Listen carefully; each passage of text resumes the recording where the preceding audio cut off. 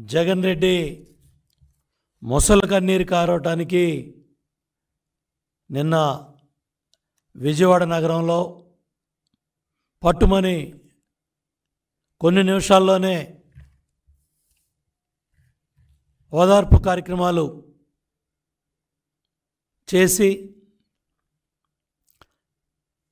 పనిచేసే ప్రభుత్వం మీద విషం జిమ్మే కార్యక్రమాన్ని ఒక యంత్రాంగానికి ధైర్యం చెప్పి ప్రజలకి ధైర్యం చెప్పి పరిగెత్తిస్తూ ఉన్న ముఖ్యమంత్రి మీద విషం జిమ్మటానికి కుట్రలో కుతంత్రాలతో నీ నీచపు బుద్ధితో 5 సంవత్సరాలు వ్యవస్థలను నాశనం చేసి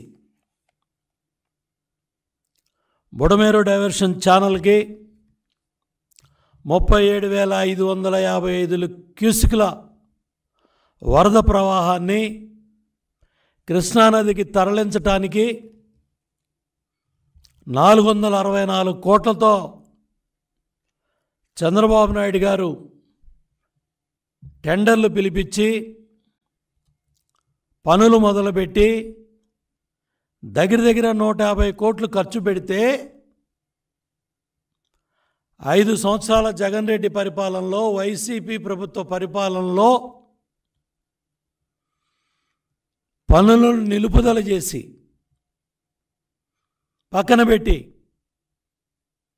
ఈ దుర్మార్గానికి నువ్వు కారణం కాదా జగన్ రెడ్డి అని నేను ప్రశ్నిస్తా ఉన్నా, నీ పార్టీని ప్రశ్నిస్తా ఉన్నా. 68,000 కోట్లు ఖర్చు పెట్టిన చంద్రబాబు నాయుడు గారి ప్రభుత్వం ఎక్కడ? 5 సంవత్సరాల్లో 32,000 కోట్లు ఖర్చు పెట్టిన వైసీపీ ప్రభుత్వ పరిపాలనలో బుడమేరు డైవర్షన్ ఛానల్ పనుల్ని ఎందుకు నిలుపుదల చేశావు? ఎందుకు పనులు ఆపేశావు? ఇవాళ ఈ లక్షలాది మంది బాధితులకు సమాధానం చెప్పు. ఈ బుడమేరు బాధితులు ఎవరైతే వరద బాధితులు ఉన్నారో వాళ్ళకు జరిగిన కోట్లాది రూపాయల నష్టంలో నీ తప్పుడు నిర్ణయాలు కాదా? నీ అహంకారపూరిత నిర్ణయాలు కాదా? నీ మూర్ఖపు నిర్ణయాలు కాదా? నీ రివర్స్ టెండరింగ్లు కాదా? ఏం పాపం చేశారు ప్రజలని జరిగే పనులను ఆపేశావు? ఆ ఏజెన్సీల మీద ఒత్తిడి, చంద్రబాబు నాయుడు గారి మీద కేసు పెట్టండి, దేవినేని ఉమా మీద కేసు పెట్టండి, మీ బిల్లులు ఇవ్వం, పనులు ఆపేయండి. ఇవాళ ఏం జరిగింది? నీ నిర్లక్ష్యం వల్ల, నీ తల్లితొక్కు నిర్ణయాల వల్ల, నీ పిచ్చి పనుల వల్ల. అవే చంద్రబాబు నాయుడు గారు ఇచ్చిన ప్రభుత్వం ఇచ్చిన 464 కోట్ల పనులు పూర్తయి ఉంటే ఇవాళ విజయవాడకి బెజవాడకి కష్టం వచ్చేదా?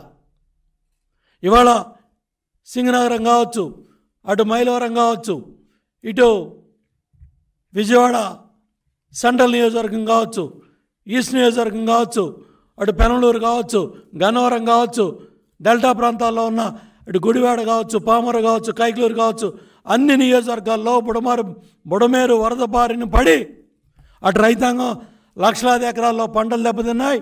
లక్షలాది మంది ప్రజలు ఇవాళ వరద నీటిలో ఇబ్బందులు పడుతూ ఉంటే ఒక పైచాచిక ఆనందంతో ఒక ఆహార పొట్లం ఇవ్వటమో ఒక సాయం చేసే కార్యక్రమాల్లో భాగస్వామ్యం అవ్వకుండా విషం జిమ్మే కార్యక్రమాలు చేస్తావా? క్షమాపణలు చెప్పాలా? ఏం మాట్లాడుతూ ఉన్నావు? ఏం కుట్రలు చేస్తూ ఉన్నావు?